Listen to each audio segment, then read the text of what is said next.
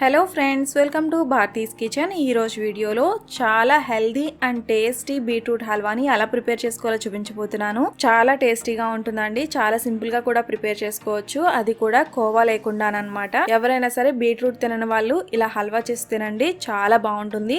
అసలు beetroot smell అనేది రాదనమాట. చాలా చాలా బాగుంటుంది. నేను చూపించిన కొలతలతో ఈ రెసిపీని మీరు ప్రిపేర్ చేసి చూడండి. ఫస్ట్ టైం ప్రిపేర్ చేసినా కూడా చాలా పర్ఫెక్ట్ గా వస్తుంది. సో ఈ టేస్టీ అండ్ హెల్దీ బీట్రూట్ హల్వాని అలా ఈజీగా ప్రిపేర్ చేసుకోవాలి ఇప్పుడు చూపిస్తాను. లేట్ చేయకుండా రెసిపీని స్టార్ట్ చేసేద్దాము. ఫస్ట్ ఈ రెసిపీ కోసం ఒక కడాయిలో 1 టేబుల్ స్పూన్ వరకు నెయ్యిని వేసుకోవాలి. నెయ్యి వేడైన తర్వాత ఇందులో డ్రై ఫ్రూట్స్ వేసుకుని ఫ్రై చేసుకోవాల్సి ఉంటుంది. కొద్దిగా బాదంని అలానే కొద్దిగా జీడిపప్పును కూడా వేసుకుని ఫ్రై చేసుకోవాలి. ఇక్కడ నేను బాదం జీడిపప్పు డైరెక్ట్ గా వేసేస్తున్నాను కదా, ఈ ప్లేస్ లో మీరు బాదంని జీడిపప్పుని చిన్న చిన్న ముక్కల కింద కూడా చేసుకుని వేసుకోవచ్చు. ఈ డ్రై ఫ్రూట్స్ ని లో ఫ్లేమ్ లోనే కంటిన్యూస్ గా మిక్స్ చేస్తూ ఫ్రై చేసుకోవాలి. గోల్డెన్ కలర్ వచ్చేంత వరకు ఫ్రై చేసుకున్న తర్వాత తీసి పక్కన పెట్టుకోవాలి. నెక్స్ట్ ఇందులోనే 1/2 కప్పు వరకు పాలని వేసుకోవాలి. కాచి చల్లార్చిన పాలను గానీ పచ్చి పాలను గానీ ఏమైనా యూజ్ చేసుకోవచ్చు. నెక్స్ట్ ఇందులోనే 1/2 కప్ వరకు పాల పొడిని వేసుకోవాలి. అంటే మిల్క్ పౌడర్ లేదా మిల్క్ వైట్నర్ అంటారు కదా, ఆ మిల్క్ పౌడర్ ని 1/2 కప్ వరకు వేసుకుని కంటిన్యూస్ గా మిక్స్ చేస్తూ ఉండాలి. ఉండలేమి ఫామ్ అవ్వకుండా నీట్ గా మిక్స్ చేసుకోవాల్సి ఉంటుంది. కోవా మీ దగ్గర ఉంటే యూజ్ చేసుకోవచ్చు, లేదంటే ఇన్స్టెంట్ గా అప్పటికప్పుడు కోవాని ప్రిపేర్ చేసుకోవాలంటే ఇలా కూడా ప్రిపేర్ చేసుకోవచ్చు. ఇన్స్టెంట్ కోవా ప్రిపేర్ చేయడానికి ఎక్కువ టైం పట్టదండి. చాలా సింపుల్ గా చాలా తక్కువ టైంలో ప్రిపేర్ అయిపోతుంది. కేవలం 1 నిమిషంలోనే మనం ఈ ఇన్స్టెంట్ కోవాని ఇంట్లోనే ప్రిపేర్ చేసుకోవచ్చు. లేదా మీ దగ్గర కోవా ఉన్నట్లయితే దాన్నే యూజ్ చేసుకోవచ్చు. కోవా అనేది మనకి ప్రిపేర్ అయిపోయింది. ఇలా ప్రిపేర్ చేసుకున్న కోవాని తీసి పక్కన పెట్టుకోవాలి. నెక్స్ట్ ఇదే కడాయిలో 2 టేబుల్ స్పూన్స్ వరకు నెయ్యిని వేసుకుని తురిమిన బీట్రూట్ తరుగుని 2 కప్స్ వరకు వేసుకోవాలి.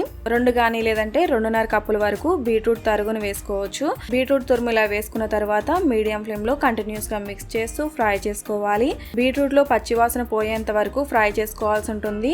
ఈ హల్వాలో ఎక్కువ టైం పట్టేది ఈ ప్రాసెస్ అన్నమాట. బీట్రూట్ లో పచ్చివాసన పోయేంత వరకు కూడా మీడియం ఫ్లేమ్ లోనే కంటిన్యూస్ గా మిక్స్ చేస్తూ ఫ్రై చేసుకోవాల్సి ఉంటుంది. ఇది ఎంతవరకు ఫ్రై చేసుకోవాలి అంటే కనీసం మీకు 15 మినిట్స్ అన్నా కూడా టైం పడుతుంది. నెక్స్ట్ ఇందులో పచ్చివాసన పోయిందని మీకు ఇంకా ఎలా తెలుస్తుంది అంటే 3 వంతులు తురుమల్ల 1 వంతు అయిపోతుంది అనమాట. అలానే ఇందులో మీకు వాటర్ కంటెంట్ అసలు ఉండదు, పూర్తిగా డ్రై అయిపోతుంది. అప్పటి వరకు కూడా ఫ్రై చేసుకోవాల్సి ఉంటుంది. మీకు చూస్తే తెలుస్తుంది కన్సిస్టెన్సీ ఇలా ఉండాలి. ఇందులో వాటర్ కంటెంట్ అనేది ఏమీ లేకుండా పూర్తిగా డ్రై అయ్యేంత వరకు కూడా ఫ్రై చేసుకోవాల్సి ఉంటుంది. స్మెల్ చూసినా కూడా మీకు తెలుస్తుంది పచ్చివాసన అనేది ఏమీ రాదనమాట. బీట్రూట్ హల్వా టేస్టీగా రావాలి, అలానే పచ్చివాసన రాకుండా ఉండాలి అంటే కంపల్సరీ ఈ బీట్రూట్ లో పచ్చివాసన పోయేంత వరకు కూడా ఫ్రై చేసుకోవాల్సి ఉంటుంది. స్పీడ్గా అయిపోవాలి కదా అని చెప్పేసి బీట్రూట్లో పచ్చివాసన పోకుండా మీరు పాలు కానీ వేసేసినట్లయితే బీట్రూట్ హల్వా అనేది బీట్రూట్ వాసన వస్తూ ఉంటుంది. సో బీట్రూట్లో పచ్చివాసన పోయేంత వరకు కూడా ఇలా ఫ్రై చేసుకున్న తర్వాత నెక్స్ట్ ఇందులో 1/2 కప్ వరకు పాలను వేసుకోవాలి. మనం ఇన్స్టెంట్ కోవా ప్రిపేర్ చేసుకున్నాం కాబట్టి ఇందులో పాలు ఎక్కువ వేయాల్సిన అవసరం లేదనమాట. జస్ట్ 1/2 కప్ వరకు కాచి చల్లార్చిన పాలను కానీ లేదంటే పచ్చి పాలను కానీ వేసుకోవచ్చు. మీ దగ్గర కోవా లేనట్లయితే లేదంటే ఇన్స్టెంట్ కోవా యూజ్ చేయట్లేదు అనుకోండి, ఇందులో కొంచెం పాలని ఎక్కువ వేసుకోవాల్సి ఉంటుంది. 2 to 3 కప్స్ వరకు పాలను వేసుకోవాల్సి ఉంటుంది. పాలు ఎక్కువ వేసుకుని రెసిపీ ప్రిపేర్ చేయాలి అంటే టైం చాలా ఎక్కువ పడుతుంది అనమాట. సో అందుకనే మనం ఇన్స్టెంట్ కోవాని యూజ్ చేసుకోవచ్చు, లేదంటే కోవా యూజ్ చేసినా కూడా ఈ రెసిపీ అనేది కొంచెం ఫాస్ట్ గానే అయిపోతుంది. సో పాలు వేసిన తర్వాత మీడియం ఫ్లేమ్ లో కంటిన్యూస్ గా మిక్స్ చేస్తూ ఫ్రై చేసుకోవాలి. పాలు కూడా బాగా ఎగిరేంత వరకు మిక్స్ చేసుకుంటూ ఫ్రై చేసుకున్న తర్వాత బీట్రూట్ మిశ్రమాన్ని ఇలా అడ్జస్ట్ చేసుకుని మూత పెట్టి ఒక 5 మినిట్స్ పాటు కుక్ చేసుకోవాల్సి ఉంటుంది. 5 నిమిషాల తర్వాత మూత తీసి మళ్ళీ ఒకసారి మిక్స్ చేసుకోవాలి.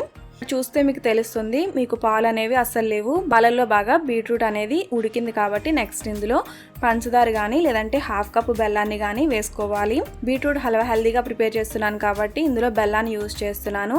నెక్స్ట్ ఇందులోనే 1 టీ స్పూన్ వరకు యాలకుల పొడిని కూడా వేసుకోవాలి. సో బెల్లంలో కూడా ఈ బీట్రూట్ తరుగు బాగా ఉడికేంత వరకు కుక్ చేసుకోవాల్సి ఉంటుంది. బెల్లం వేసుకున్న తర్వాత 2 నిమిషాల తర్వాత ఇలా మీకు కన్సిస్టెన్సీ అనేది జారుగా అవుతుంది అనమాట. నెక్స్ట్ ఇందులోనే ఆల్రెడీ మనం కుక్ చేసి పెట్టుకున్న ఇన్స్టెంట్ కోవాని వేసుకోవాలి. కోవా వేసుకున్న తర్వాత కోవా అంతా కూడా ఈ మిశ్రమంలో కలిసేంత వరకు మిక్స్ చేసుకుంటూ కుక్ చేసుకోవాల్సి ఉంటుంది. కుక్ అయ్యే లోపు మనం డ్రై ఫ్రూట్స్ ని చాప్ చేసుకుందాము. దానికోసం ఒక చాపర్ లో ఆల్రెడీ మనం ఫ్రై చేసుకున్న డ్రై ఫ్రూట్స్ ని వేసుకుని చాప్ చేసుకోవాల్సి ఉంటుంది.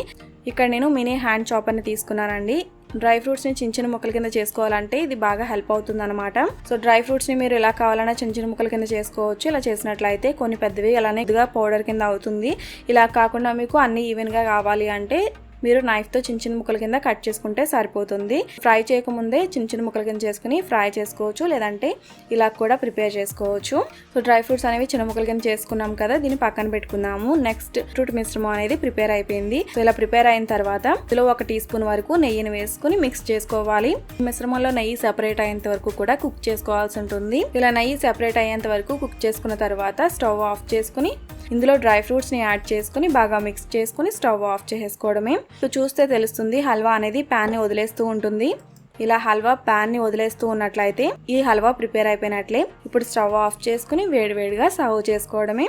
సో చూసారు కదా, ఇలా చాలా సింపుల్ గా హెల్దీ అండ్ టేస్టీ బీట్రూట్ హల్వాని ఇలా చాలా ఈజీగా ప్రిపేర్ చేసుకోవచ్చు. బీట్రూట్ నచ్చని వాళ్ళకి కూడా ఈ రెసిపీ చాలా బాగా నచ్చుతుంది. ఒకసారి ట్రై చేసి చూడండి. ఇలా నేను చూపించిన కొలతలతో ఈ రెసిపీని మీరు ప్రిపేర్ చేసి మీకు ఎలా కుదిరిందో నాకు ఈ వీడియో కింద కామెంట్ సెక్షన్ లో తెలియజేయండి. ఈ రెసిపీ మీకు నచ్చినట్లయితే తప్పకుండా లైక్ చేసి మీ ఫ్రెండ్స్ అండ్ ఫ్యామిలీస్ కూడా షేర్ చేయండి. మరిన్ని రెసిపీస్ కోసం నా ఛానల్ సబ్స్క్రైబ్ చేయండి. అలానే తర్వాత వచ్చే బెల్ ఐకాన్ కూడా క్లిక్ చేయండి. Thanks for watching.